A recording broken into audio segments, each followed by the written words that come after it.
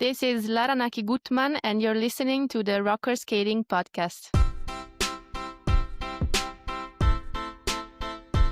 All right, well, hi, Michelle. Hi, Jackie. Welcome to the Rocker Skating Podcast for real this time. Mm-hmm. And we have a lot to talk about.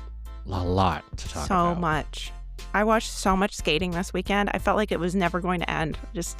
And finding it and watching it all out of order. And it was a lot. I still have more I need to see. I realized that I didn't watch Star Andrews yet. I'm like, I need to watch Star. I was all over the place because I was actually at a conference this past weekend. And so I had zero chance to actually watch any of this live. And I was basically catching the rest of this, all of the competition sort of in bits and pieces while I was in between conference sessions. So that was a very interesting experience. Instead of networking and socializing. Yeah. It's excuse me, I need to go watch figure skating. Yeah, basically. You know what? I'm going to start with I think the best discipline of all of the 7 that we saw at Nebelhorn Trophy. No. Nebelhorn Trophy and Nepela Memorial, which was the pairs. Okay, yeah. At Nebelhorn. Mm-hmm. The pairs at Nebelhorn was so jam-packed that the top 9 scored basically 180 points and higher. That is incredibly deep, that field. Mm-hmm. I mean, it felt like, the top 2 felt like a rematch of Worlds, and in sort of Worlds condition. Mm-hmm. And then the fight for bronze was pretty intense, and then the fight for 5th place was pretty intense. It was a really just solid competition, and I loved that it happened this early. And you wouldn't even get this kind of competition at a Grand Prix. Yeah, because of really seeding. Yeah. We've had some really incredible pair matchups so far this season, and we're not even we're a few weeks into the Grand Prix still. Yeah. So it reminds me of 2018 pairs when it was just that. I remember what was it?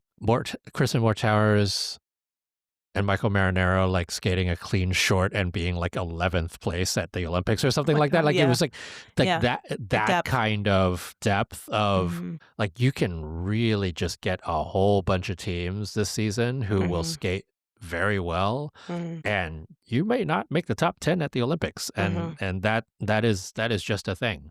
Okay, let's talk about Hase Volodin and Mira Kihara, because those were the top 2, and they were separated by 0.35 in the final. And Hase Volodin, newly minted German citizen Nikita Volodin, winning that one by a very, very short, very small margin, and with Katarina Witt financed outfits. Yeah, they've got a nice relationship with Katarina Witt. She's mentoring them and giving them Olympic advice. And I guess the German Federation budget for them doesn't include costumes.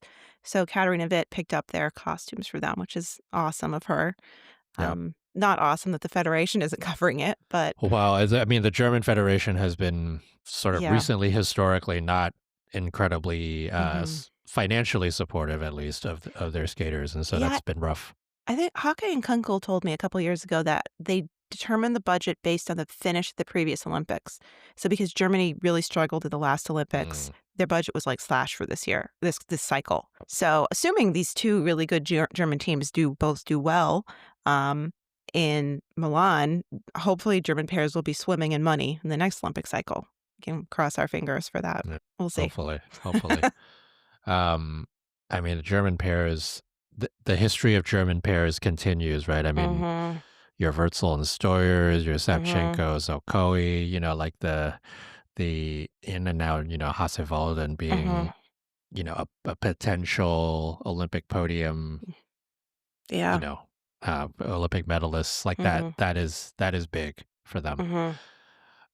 Mira Kihara, second after winning the short. They just had a couple mistakes in there that kept them from beating Hase Volodin. I think what I found interesting in these programs was, especially in the free skate, how close Hase and Volodin were to Miura Kihara on the program component scores.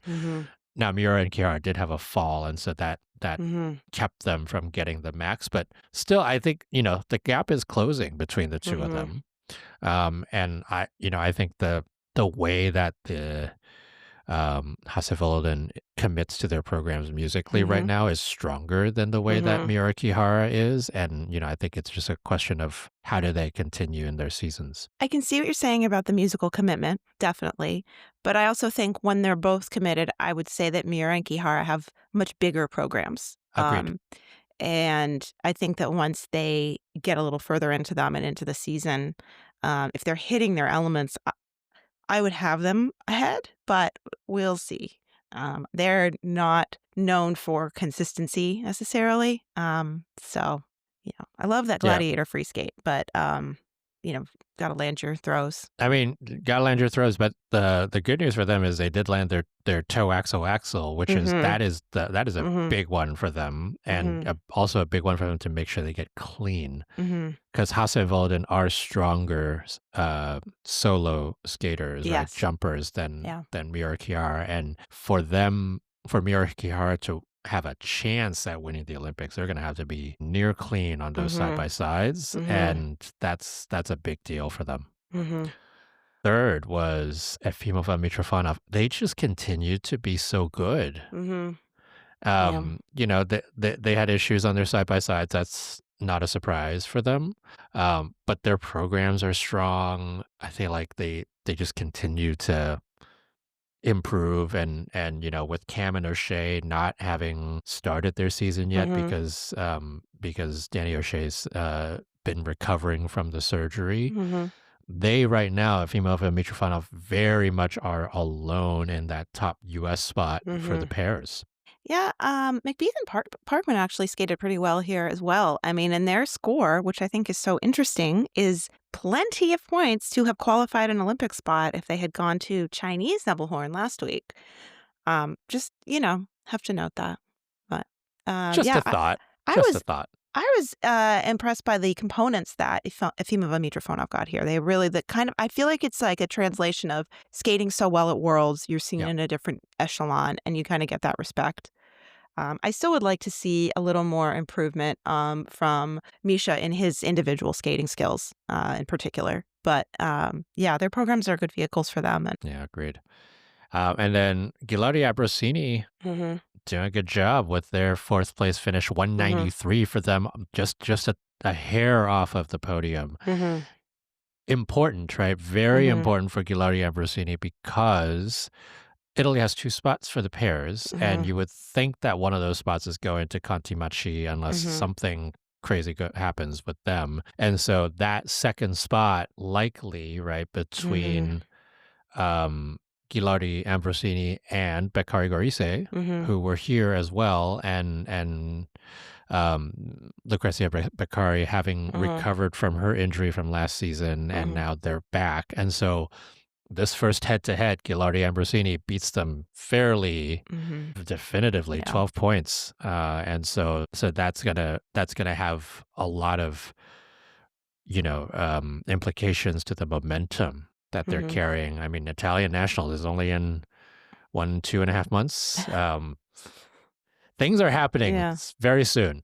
Yeah. So that's the pairs. I mean, I could go on and on for about the pairs. There's just like so much good stuff in that competition, but let's move on. Let's go to ice dance. Yeah. Fear Gibson, Carreira Ponomarenko, and L'Oreal Legac, your top three. So I noticed that Fear Gibson changed a little bit of the music in the rhythm dance. They said that the second half, they got feedback the second half wasn't fast enough. That's, I think, what we said as well. And so they're still using Spice Up Your Life, but it's a little bit faster paced. And I don't mean to keep picking at this, but I really feel like when you edit it so much that the lyrics are different, you just like want to start singing along in your head, and then it's like doesn't work. And it's like, wait, And I say this as someone who loves the Spice Girls, but I've never owned a Spice Girls album, but I still know every word of that song. And I'm just like, this is no. But they did skate both of their programs relatively well here. They weren't that happy with their scores. I think we saw across both dance events this weekend, Nebelhorn and Nepela, the callers were really picky. The one at Nepela was like out for blood. I mean, she was like, it was like Halloween, Michael Myers, like slashings there. It was just vile. But in this, I feel like in Nebelhorn, everyone was held to a very strict standard. And so we saw the scores a little bit lower than we expected to. I mean, I want to call out the interesting one with Lara Naki getting 180 after getting 197 at Kinoshita. Yeah. Like, you generally don't see that kind of like huge range of scores unless you are Diana Davis and Gleb Smokin from a few years ago. Yeah. It's just rare that you see something like that. And as I remember it, they didn't make any major errors. I mean, the only thing was in their rhythm dance where they had that exclamation point on their choreographic step. And, that, as we've now talked about many times, that is does not meet the requirements for that sequence. So it's interesting to see that because obviously Canada has 3 spots, right? And the third spot looked like it was in kind of the hands of Lara Naki after that first competition, and now it's like, okay, well, maybe that was just a fluke of scoring. Who knows? We'll see. It was odd. I don't know. I found that I was surprised by how high their scores were at Kinoshita Cup. Same. And then I was also kind of surprised by the overcorrection here. I'm like, nope, we're cutting you back down. So that team has to be confused. Totally. Yeah. It's like you skate fairly similarly in two different competitions and you get 17 points difference, right? Like that's a lot. That's a lot to deal with. Yeah. I want to talk about Christina Carreira and Anthony Ponomarenko. Their rhythm dance, I think, is my favorite of the season. I've never seen Anthony Ponomarenko like moving around so much. He's like skating out of his skin to this program. I love the labouche. I love the crystal waters. We saw this as their gala program at Champs Camp, but like seeing it performed, competed, I think this is my favorite so far. This is just the high energy, the choreography, the way they hit the musical accents. I was all about it. I was a big fan. This is gonna be a season of just 90s music over and over and over again, and we're gonna I don't know, I feel like I had Backstreet Boys overload at Chinese Nebelhorn, and you can never have too much labouche. It's impossible. I have to keep checking myself because I'm like, is this good or am I just biased because I love this music? Right, exactly. That's part of this, right? That is part of it. But we also got to see their new free dance. They said at this event in the mix zone that they had a free dance to Lacrimosa by Mozart, and it was never quite working. And they decided at Champs Camp to change it. And so their second choice was Notre Dame de Paris. And so that is their new free dance. And I thought they delivered it relatively well. I can definitely see where they may want to put a little more work in it when they have more time. But for 3 weeks, I thought it looked pretty solid. There just haven't been that many really good Lacrimosa programs, and I just think it's the music. I don't know, like it just doesn't. It's just like too much of a downer. Yeah, the ones I like only use it as a snippet.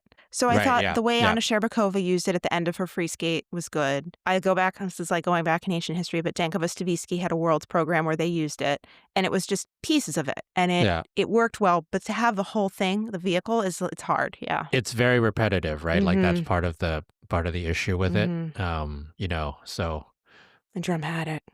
Yeah, too dramatic, like Bells of Moscow dramatic. Yeah. Oh God. I know, too much. Triggered. All right, women.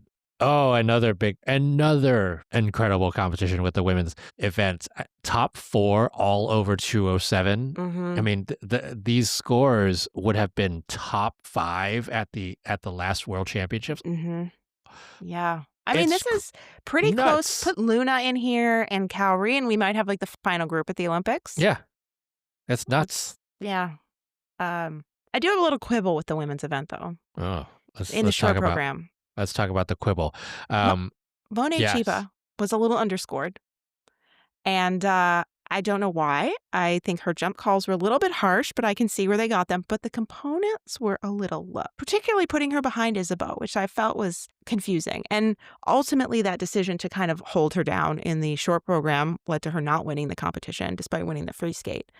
It's kind of interesting. Yeah, all 3 of her triples were called. 2 Qs on the combo. The flip and the toe got a Q, and then the Lutz got an unclear edge. Her Lutz, aggressive. Yeah, I mean, the thing is, her Lutz used to get an unclear edge all the time, and it sort of fluctuated here and there. And here it was not only called unclear in the short, it was also called unclear and a clear edge in the free. So, it's the Let's Edge thing is one of those things where it's just so infuriating how it varies by competition. And that is also to say, because these skaters are very much like on the edge, no pun intended or pun intended, on the edge on these edges for these jumps, it does switch around, right? Because sometimes you get in, sometimes you don't. And it really depends on how your body sort of reacts in that, split second right before you tap. And sometimes the thing is, you don't get it reviewed and you're fine. And if you get it reviewed, like we said last week, anytime you get a slow motion camera on something, you probably can find something. Yeah. So that was the thing with Monet. So Amber Glenn, 2 triple axels, 2 beautiful triple axels. Like, no effort. She's really kind of like, I feel like mentally gotten used to doing that element and just does it and then moves on. Yeah. So nice. And then a couple of errors on the loop, a step out in the loop on the short program, and then a fall on the loop, on the second loop in the free skate. She did say that she had a cramp in the spin right before her second triple loop, and so like the last minute and a half was like really painful for her to skate through. I mean, this is the second time we have heard about a cramp this season, which is kind of crazy because we usually don't hear about people cramping mid-program. Yuma Kageyama did that earlier this season, and then now Amber Glenn. So drink your water, please. Get some electrolytes. Amber's short program was pretty awesome. So good. That was I great. thought that was underscored. I really thought it was underscored. Yeah. That is a different kind. That's a different level of Amber Glenn, I think. Yeah, the program construction, when you get, I mean, there was a relatively like decent crowd in this room, but you get in like a real like arena, people are just going to go crazy for that step sequence. It was just really builds really well. It's really, I don't know, it sucks you in. It's exciting. I would say maybe we have our like second Olympic program of the Olympics. Would I say third? Would I say Mira Kihara's Gladiator free skate? Okay, yeah. I think I would. Okay. So third. Okay. Yeah, I agree. I think the thing about Amber's short program step sequence that I loved so much was the joy that came out of it. You don't see that with her, right? She usually skates to some of this like angsty music, and it's like, oh, like emo Amber, as opposed to this like she just let it all loose, and it's this sort of projection that you love to see in a step sequence, and those are the ones that you really remember. And that was a thing. Okay, Jia Shin, what a change from earlier this season. It was a statement, winning the short program, skating clean. I think Gia's had some issues with her jump consistency the last season or two, and I think that's sort of detracted a little bit from her performance level. But I mean, I feel like she really threw down in the short program, and I'm glad that she was rewarded for it. I think her skating is so beautiful, and so she's so musical, and you want to see her get, those scores. So that was nice. Yeah, you hope that this will continue with her, and it's not like this is the norm rather than a blip, given that we have seen that inconsistency with her in the past. But this automatically sort of vaults her into the conversation quite a bit. And especially, and we'll talk about this more with Nepela Trophy or Nepela Memorial, especially with Chaeyeon Kim completely out of sorts at Nepela, and we'll go into that when we get to that competition. Yeah. I mean, I remember when Jia was competing on the Junior Grand Prix against Mao Shimada and against Isabeau, and it's like she's lucky her birthday's a little bit earlier, so she is eligible for senior this year. And I think we really saw her as a contender, for this Olympic team, maybe this like Olympic podium. And then with her struggles the last couple of years, we weren't really sure. But it's nice to see her back and putting herself in the conversation because skating skills wise, I think she should be in it. Yeah. Isabel Levito ended up fourth, very close fourth, and the combo is still not rotated. You saw that the calling, the consistency of the calling, right? Because she also had not only that under rotated triple toe on the end of the combo, but the Lutz got called an unclear edge an unclear edge, right, in the free skate, and she knows that is fairly critical, right? Given that in the short program, she has taken the Lutz completely out, and in the free skate, she's only doing one Lutz. So that's a different strategy than she's had in the past. And I think she's trying to make sure that she has as few of those calls as she possibly could. Yeah, I think, her takeoff on her flip and her Lutz hasn't really changed or improved a lot in the past couple of years. And I think the long setup, kind of the piking at the waist, it really draws your attention to the takeoff in a negative way. And I feel like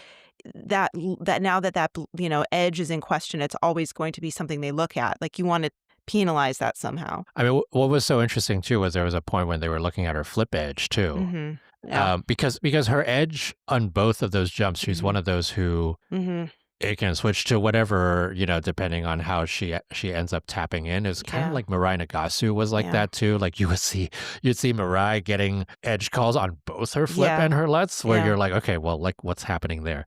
So that's the same thing that's going on with Isabeau. So that's the women. Okay, the men. Let's finish this up with the Nebelhorn Trophy. Okay, Stephen Gogolev. We're in the Gogonaissance.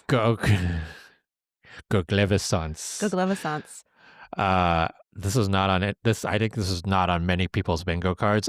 The Canadian men and the Canadian women are looking like they're going to have some kind of battle. Yeah, it's exciting. It's like finally for one spot. Go. One spot each. I don't know where Keegan's going to fit in here. We'll see. We don't even know when Keegan's going to come back, right? Like that's part of the thing too. Gogolev's very secure quadruple Salchow is very nice, and I'm impressed with that. And I feel like that's really anchored his success at his two competitions so far this season. I mean, his problem with the last couple of seasons has been all these pops, right? I mean, he did pop the quad toe, but everything else was great. The Lutz axel, which he did last season, is like it's so cool to see a combo like that. You know, it wasn't great. The short program costume. I mean, I don't want to buy any life insurance. I don't know what's going on there. It's a fun, sexy program. Get a different costume. Because there's nothing fun and frisky about that costume. I put some gel in your hair and put on a sexy costume. Like, I mean, because it's a good program. He's detracting from it. Yes, agreed. Yeah, that costume is just so distracting. Yeah. Like not in a good way. But also you look at the results too, and Roman Sadowski ended up fifth because of the short program, but he was second in the free skate.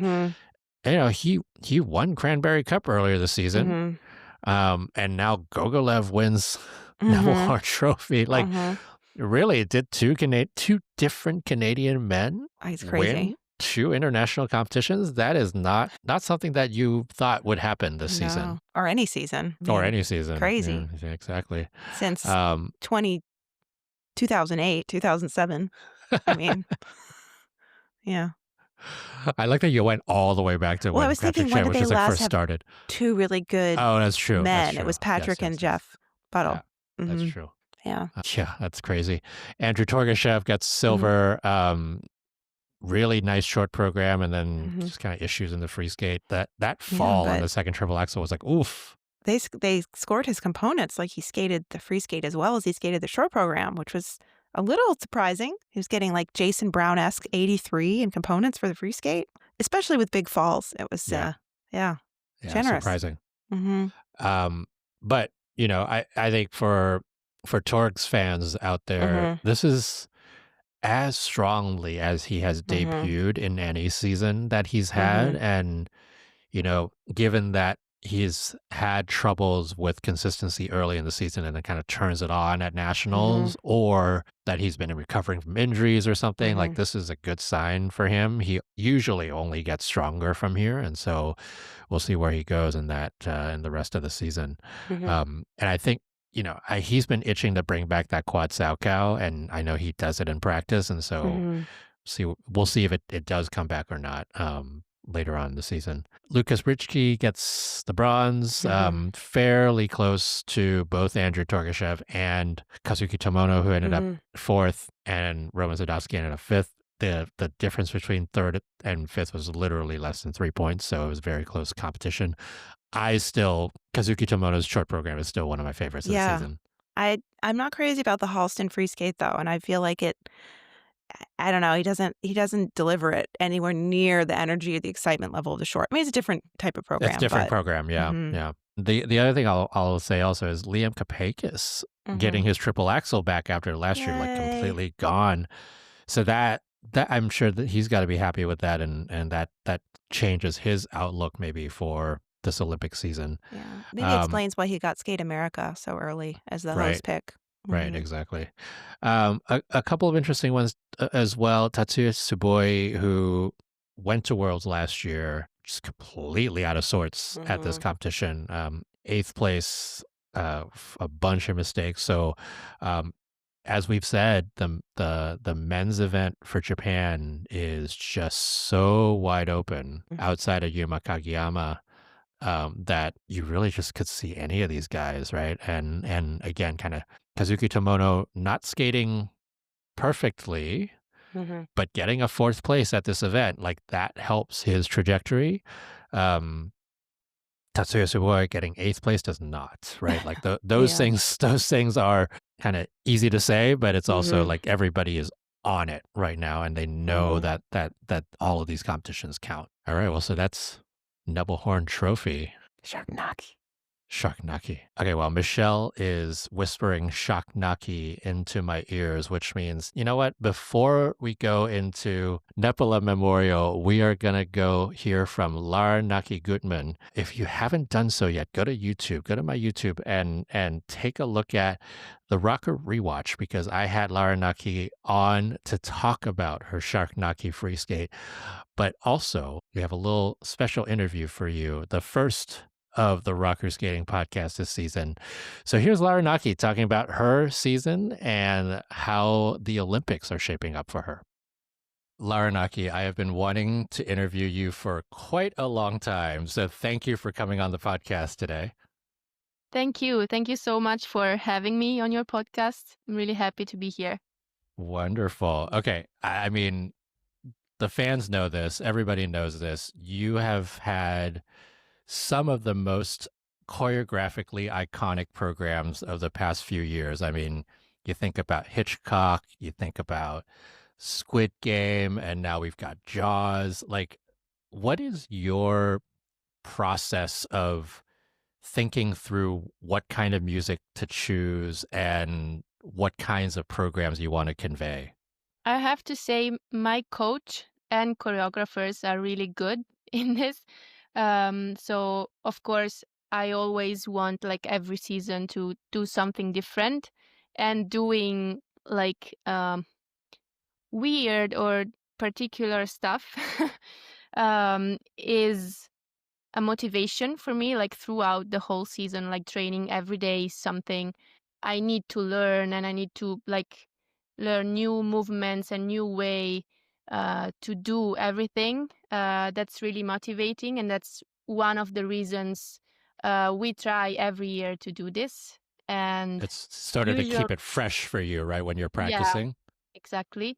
And usually my coach finds the music. This year, my coach Gabriele Minchio found the Shark music, so the free program. And for the short, I did the choreography with Lori Nicole, and she found the music for the short program. Very cool. And yeah, so that's it. I'm not really good at choosing music, but so I rely on my choreographers and coach. You talked about like weird and sort of different choreography.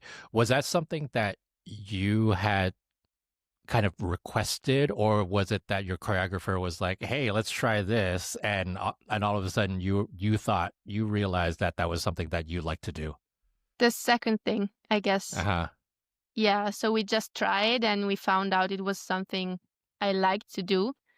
So it was amazing kind of going into something I didn't know if I would like or not. But that's the good thing, I guess. Any favorites of those programs? Well, Squid Game. Squid For Game, sure. yes. Yeah. I Yeah. loved it and I had so much fun skating it. But I have to say this year, like both programs, I liked them so much. And I did the choreo of the free skating with Stefan Lambiel, and I I really liked the way he did the whole choreography, and I really liked the music. So I don't know, maybe the best one ever is Squid Game so far, Uh-huh. but I didn't have the chance to really skate into these new programs yet. So we'll see. Are you a big Squid Game fan? Not so much actually. I did I did watch the first season Yeah. and but it's not my like favorite kind of TV show. So but I like the music and I like the concept of the TV show. Yeah. Very cool. Um, so this is season number 1, 2, 3, 4, 8 for you on the senior circuit. I have no idea. I have no um, idea. you were at the Olympics 4 years ago for the team Hmm. event. Italy obviously now has a spot in the Olympics for the Milano Games, which should be very exciting. How have you thought about the trajectory of your last few seasons? I mean, especially given that you've really made a steady climb over the past few years in the world standings and in your consistency. Like, how have you approached the last 4 years and how are you approaching this season? I think, as you said, consistency was the main goal, like to try and train with determination every day, every season. And I think the off ice training helped me a lot and really did this step forward to improve and I really feel better. Like last season was the first time I really felt good on the ice, and I think you could see the difference. But I think the main focus one was on small goals. So I didn't really have like, of course, my coach had it like this whole trajectory in Right. the 4 seasons. But I don't know. I try to be in the moment and train every day and be there. Um, so for this season, of course, it's an important season. We have one spot for women for Olympics, and I really need to skate and be in the best shape in these first competitions until December. And then we'll see. I really hope I'll be there in Milano and it's at home. So it's amazing. It would be amazing to be in front of home crowd. And I started skating actually watching the Olympics. So um, it would In be Torino? amazing to like, Was it yeah, Torino? Yeah, Torino. Torino. Yes, 2006. I was 3 years old, and I saw these amazing skaters in on TV actually. And so it would be amazing to, I don't know, maybe do the same thing. Like maybe some kid is gonna watch us in these Olympics in Milano and start skating like I did. I mean, I think you're definitely inspiring people, whether it's your own peers and your kind of choreographic style of skating or, the next generation. I think Italian figure skating has certainly been evolving over the past, um, you know, 10 years or so. It's been interesting to see that. Thank you. Who you were talking about Torino as really kind of your first memory of figure skating. As you were growing up, who did you watch a lot? Who was like who are the people you admired? Well, Carolina for sure. And Who isn't admiring Carolina, of course. yeah, and she was so nice to me, and also we could talk in last seasons and last years, and she really is a nice athlete and skater and person. So um I did admire her when I was young, and I still do as a person too.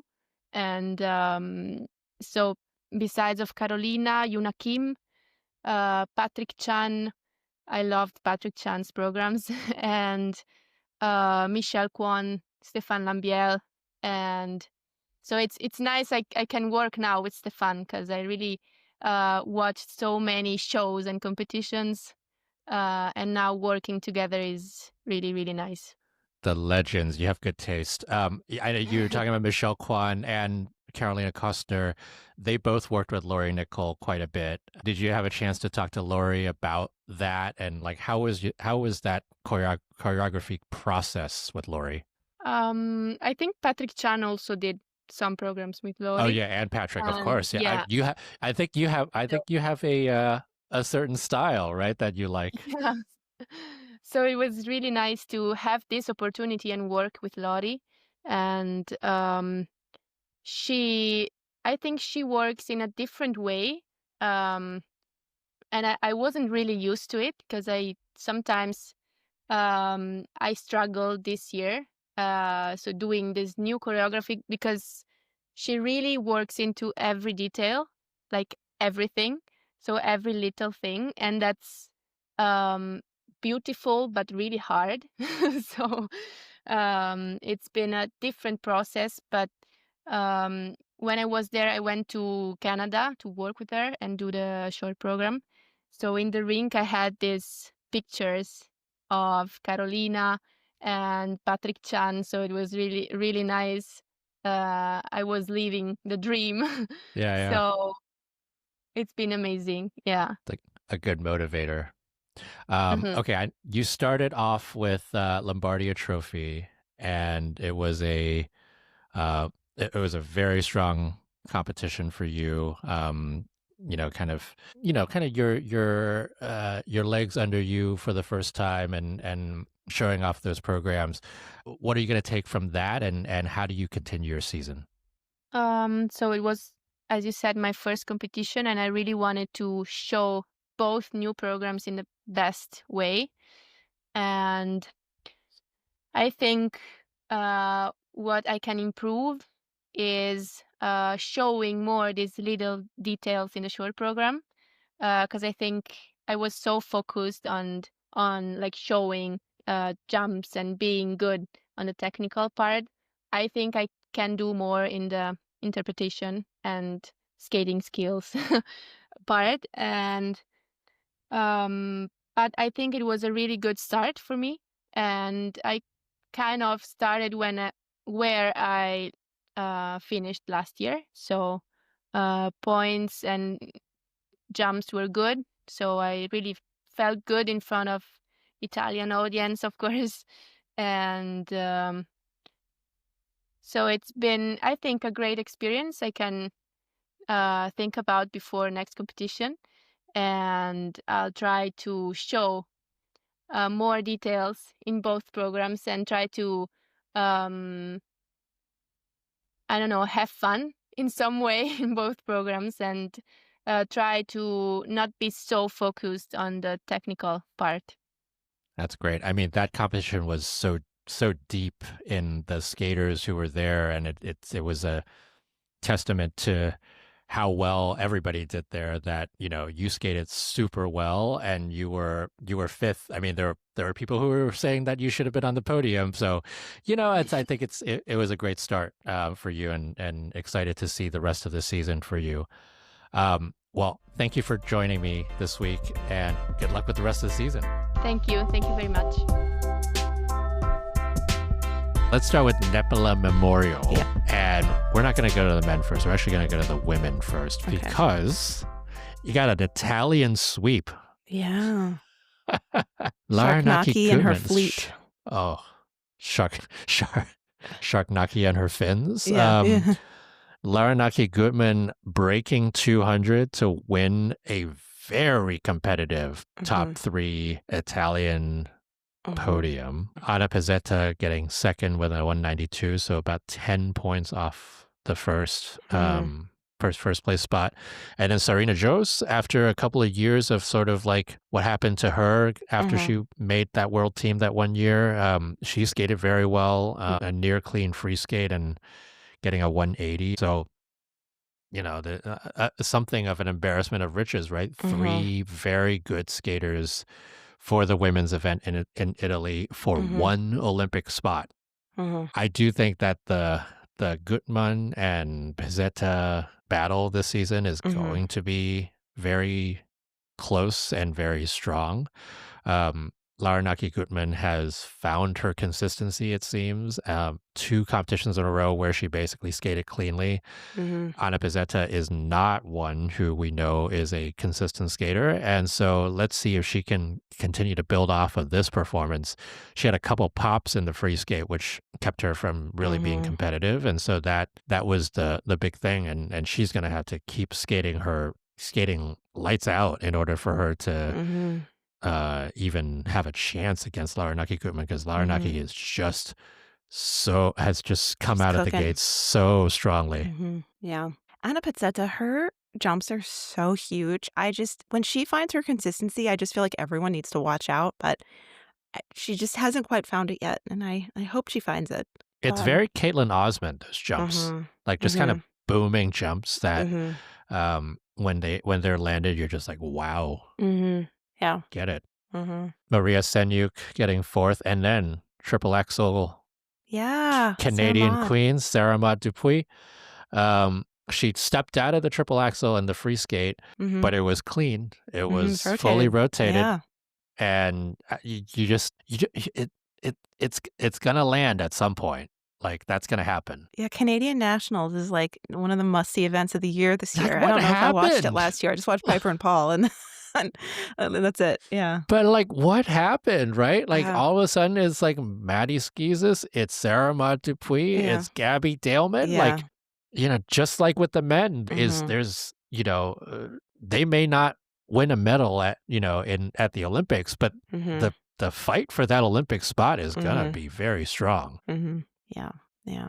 I think the story of this event, unfortunately, is the person who finished in 12th. World medalist Cheon Kim, who had 2 of the roughest skates I've seen from her ever, I think. And I don't know if she's ever skated that low. No. Or scored that low. I mean, and it's my primary impression of Cheon Kim is someone who doesn't miss her jumps. She hits them. No matter what's going on, she's going to hit her triple. She may not, show any reaction on her face after hitting it, but she's going to hit it. And she was having trouble with just solo jumps here. I mean, something's really amiss. I don't know what's going on. I liked her free skate. I thought it looked nice on her and it had some potential, but she just wasn't getting the jumps in there. I mean, I'm going back to her competitions. I don't see, so she scored a 148 here. I don't see anything under 180 in her entire senior career. Wow. And then in her junior career, the only time she scored under that was in 2020 when she was 4th at Korean Junior Nationals. Oh my gosh. I mean, that's crazy. Yeah. Okay, her personal best free skate score is a 148 that she got at 4 continents. And this she's year, getting a 148 here. She got a 148 for both programs. Yeah. Crazy. Yeah. I hope she's okay. I hope she's okay too. And it wasn't just that she wasn't popping jumps. She was under rotating. She was cues. She was falling. Like, there's something going on there because we have not seen her jumps look like that ever.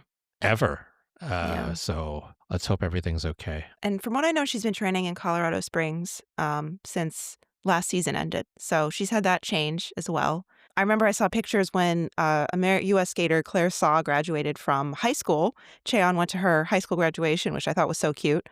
And I don't know. Yeah. Yeah, let's hope it's not anything serious. There are a couple other ones that were of interest here as well. Star Andrews fourth in the short and then eighth in the free, and then ended up with a seventh. This was one of those competitions where she could have been on the podium and kind of made a little noise, leading up to nationals, and let that chance slip away.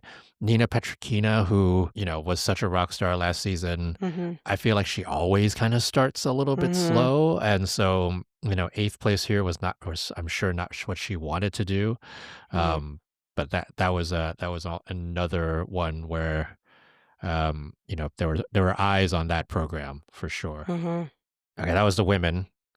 Let's go to the men, and we'll finish with your favorites, the dance. The men was also, they were menning, lots of menning going on. Oh, this was so much menning. So much menning. Except from the winner, Kevin Amos, who won both segments. I know. Kevin Amos was just like, he was there. The only thing he really made a mistake on was in the free where he singled a Lutz, and then it wasn't quite Texas Kevin, but it was a slightly Texan Kevin. It was, it was very strong. And you could see it in his face in the free skate. He's like, I'm going to skate this program well. 261.90 for Kevin Amos is a good, solid competition for him. I think the surprise here, a couple of surprises, is that out of the three men who competed here for Italy, it was Matteo Rizzo who ended up in front. Hell yeah. Matteo Rizzo landing clean quad toes again. That is good to see. His free skate was good. I have to say the music is a little hard to listen to, but I think the program construction and the delivery is really nice. And that is a big contrast, I will say, to Daniel Grassel, who was in third with his conclave free skate, which I didn't think had any choreography in it. I don't know how you feel about it, Jackie, but it was like at this event, they were playing different music over the replays, which is not a common thing in ISU events. It's usually the skaters' music, but they were playing Elvis over Grassel's replays. And it was like, he could be skating to this. And you're like, that looks right. Yeah. That tends to be how he skates. I think maybe with the exception of the Billy Elliot program. That's my most recent memory of him. And there was choreography. I think because his heart was in it. Yeah. I don't know about the conclave program for him, but these are all very Italian coded for sure. I think the biggest surprise was Nikolai Memela after having such a great first competition, for him to not only be behind the other two Italian men, but eighth in the overall standings. You saw this with him last year as well, where he had one really huge event, and then the next one was like, he does have an air of inconsistency to him in practice, and you see that in competition. It very much translates, and you see that here.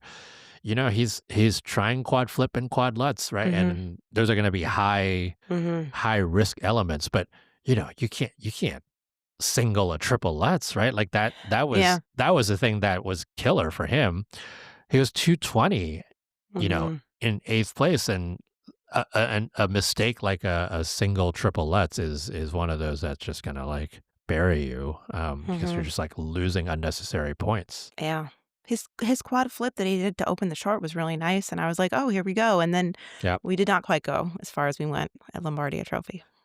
Did not quite go. No. There are a couple of other interesting ones here as well. The Italian men are there's a lot hanging in the balance on that one too, because it's two spots, and you've got three men who are going for those two spots. For Estonia, you got one spot, and you got the brothers going for that one spot, and Michał Selevko was here, and he got fourth here and basically scored fairly identically to what Alexander Selevko did at Cranberry Cup. So expect that battle for that spot to be exciting. Jacob Sanchez, again, kind of squandering an opportunity in a lot of ways, given that, one, he could really be a dark horse for the third spot for the Olympics for the U.S., but, another one where he skated a strong short and then sort of fell apart in the free skate. So he's going to need to really amp it up in the next couple of months if he's going to figure into the conversation for one of those three spots. Are you going to talk about Tomas's short program? I was about to say, we're going to see a Minions program at the Olympics, and that'll be from Tommy Guarino Sabate. Yes. It's fun. I don't care. I enjoyed it. I was like, let's go. This is great. This is funny. His choreo, like, footwork was just fun. And yeah, why not? Really, what do you have to lose, right? Yeah. And he doesn't know if he's going to make, I mean, this is someone who may not make the free skate. So this is going to be his depth for sure. One appearance at the Olympics. He's going to do the short. Yeah. Yeah. So if you haven't watched that, please go and watch Tommy's short program, because if you're having a bad day, you probably will at least get a good laugh out of it. Put a smile on your face. All right, let's get to the dance and finish up our episode here. Dune Part 2. Dune Part 2 wins it. Why are they made such a statement with this? But I do think this new program, it's like different cuts of music, it's a completely different element program. order, it has a different vibe. And I wasn't displeased. I enjoyed it. I thought it has a lot of good moments, and it still had a lot of impact and power and didn't feel like an old shirt. You know, it felt new, newer. And I liked it. I was happy with it. I thought the rhythm dance was pretty good too, George Michael. Yeah, no, I agree with that on for the free dance. I want to use one of the words that you just said, moments. There are a lot of moments in that program, and it almost felt like they were choreographing it for specific elements that they created that were very inventive, right? Like the opening lift was very inventive, the rotational lift. The choreographic slide is one of my favorite choreographic slides that anybody's done in recent memory. The choreographic lift at the end was it was like last year when they had that choreographic lift. Like they felt like they sort of had to one up themselves on that one, and they kind of did. But that lift was a little bit janky. It took a little bit of time to get it up, and you kind of were like, "Oh my God, is this going to happen? Is this going to happen?" I'm sure it kind of like last year. They're gonna get used to it during the season, and it'll get better and better. I agree with you that it is a completely different program than last year, and it works. I do think that the moments sort of overshadowed some of the edges weren't quite clean. The power wasn't quite there. Like that, I think that's the kind of thing that they can and will work on over the season. But if you just looked at them at Taschlerov and Taschler and the way that they skate, like I think there is a difference there, especially in this competition of the Taschlers were just so much bigger in their skating. And so that was a thing, and you saw that, I think, more even in the short program or in the rhythm dance. I really felt like the panel was harsh on the Taschlers in the free dance. Like the difference in components between them and Smart Deke was pretty significant, and I felt like that was sort of them telling them we didn't like your material, or we don't. I don't know. There's some kind of message in there that's I think harsh. I liked their Matrix program. I thought it was a good match for their style. It had some really cool moments in it. Yeah, I'm just looking back at their marks there. I mean, the straight line lift got basically 2 points off because they got a level 2. Dance spin got a level 3. So it was just like, they were already trailing in some of those base values, and then somehow there were just some judges who were giving them +1s instead of +2s and 3s, and that was an issue, right? I do like, now that I'm looking at it, Smart and Deke's rotational lift that I talked about at the very beginning, 5s across the board with the exception of 1-3. Like, that's good. They're getting recognized for stuff like that, which is like, it's nice to see that that kind of innovation is actually getting the credit and the grades of execution that it deserves, because that was an incredibly good lift. Let's talk about the Americans. Well, I want to talk about the technical specialists first. Let's talk about this technical specialist first. Go ahead. Slava Grinkova and Anna Kurtskaya. I'm not familiar with either of them, but I don't know what was going on with them. They were like out for blood, especially in this rhythm dance. I mean, I've never seen so many high-level teams get level 1s on things. And one thing I like to do during the Grand Prix, just dance nerd stuff, is when someone loses levels on something and it's not immediately apparent to me, I go and rewatch it with the rules in front of me and figure out exactly what the call was. And for the most part, you can figure it out. I watched Caroline and Michael's Twizzles, which both got a level 1 in the rhythm dance, probably 4 times in slow-mo, reading the rules, looking at them, rereading them, looking at them. I have no idea where that came from. My only thought was that maybe that these technical specialists don't know that you can like stay on one foot the whole time, and that's enough for a like, I don't know, a Group C feature. There's like a whole bunch of things. I was like, the harshest I can be, this is a level 3 for both of them. And they both got 1. And they both got 1s on their midlines. And a bunch of other teams were hosed like this. And I'm like, what's going on? Yeah. And the reason I went so in on Caroline and Michael's Twizzles is because they are doing like the hardest variation to get the Group C feature is they are staying on one foot for both Twizzles with turns in between, which is like crazy. That's hard. And they're just like, nope, level 1, bye. They were understandably frustrated. As was I remain. As was Michael Parsons' sprayed on abs. Yes. I did like their Delight rhythm dance. The delight parts of it I thought were very good. Delightful? Yeah, they were delightful.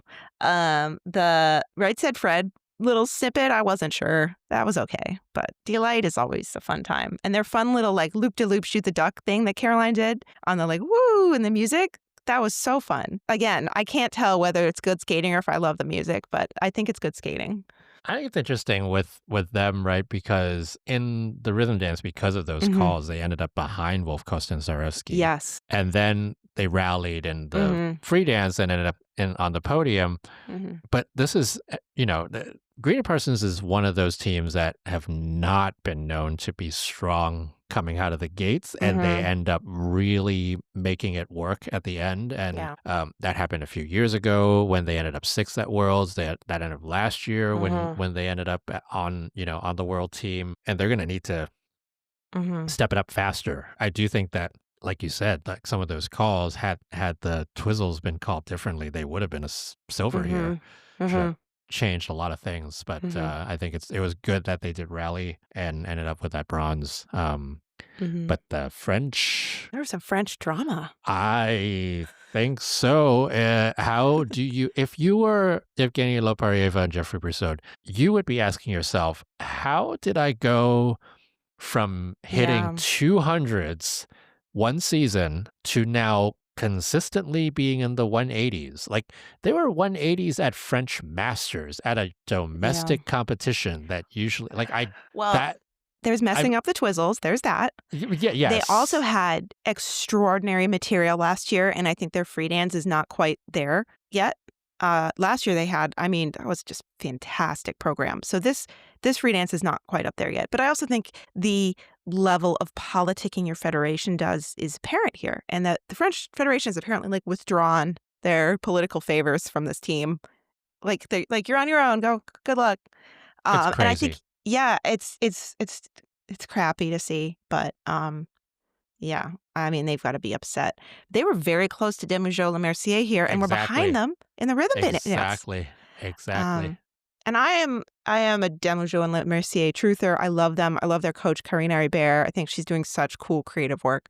And I think it's just, very, very sad that one of these teams is not going to get to go to the Olympics. Yeah, agreed. They should have both gone to the Olympics. Yeah, I agree. Yeah, but it's exciting and interesting to see them within 0.35 of each other overall at this event. That's interesting. And like you said, right? Like Demougeot and Lemercier were more or less clean in their two programs, and the difference there for Loparieva de Brousseau were both sets of Twizzles. The one in the rhythm dance where she messed up, and the one in the free dance where he messed up. And so, without those errors, they would have been 5 or 6 points higher, which would have made a difference. Maybe they got credit for them. Maybe. I was criticizing the technical specialist, but I also feel like it's interesting that they saw the levels in Demougeot Lemercier skating, because I always feel like that team is kind of cheated a little bit, especially like when they're on the Grand Prix. They're sort of like left on the outside. I never feel like they're scored as well as they could be, but for whatever reason, this crazy panel saw it in them and gave them the levels. So I don't know what's going on there. But ice dance will continue to intrigue you for the rest of your life. Yes. That is kind of how Yes, it that will. goes. Mm-hmm. All right. Well, that was the marathon. That was Nepela. Nebelhorn. Nebelhorn, whatever you want to call it. It's like Barbie and Oppenheimer. Yeah. This will be the only time, I believe, we will have 2 Challenger Series events in the same week, and so thank God. Next week or this coming week, we're going to be going to Kazakhstan. Right, Dennis 10 Memorial will be happening. Jason Brown will be there. Scheideroff will be there. Lots of Diana Davis and Gleb Smokin, skating to Pretty Fly for a white guy by the Offspring. The Offspring will be there. A white guy will be there. Yeah. Like, there's so many things. It will be. I mean, I do find it interesting because we're not at the Grand Prix yet. And we have seen a lot of great skating already. And I feel like every week it's like, oh my gosh, it's the new ones. And these are the more new ones. And we're getting this rolling debut of new programs and people who are already ready for that, for those titles. Like, it's a good season so far. And I hope it continues. Sure hope it continues. Yeah. All right. What are you obsessed about this week, Michelle? I'm going to have to stick with Carreira and Ponomarenko's rhythm dance. I mean, LaBouche forever. I loved it. I like seeing them perform at this level. I think props to their coaching team, Scott Moyer and Maddie Hubble, to like really getting it out of them. I mean, they're just laying it down, and that program is like a must watch for me. I'll watch it anytime it comes up on my feed. It's fun. Amber Glenn's Like a Prayer. Yeah. Costume. Oh. That's what I'm obsessed about. So my friend Cindy was telling me Lisa McKinnon did both Amber and Isabeau's costumes, and that illusion fabric match is unbelievable. Right. It looks like ski. You can't even see it. Thank goodness. Yeah. Don't go get a tan, Amber. No. Like, that's going to change. Stay in the house. Yeah. But that costume is just. I remember seeing the a photo of it and being like, wow, this looks heavy. Like, it looks like it could really weigh you down.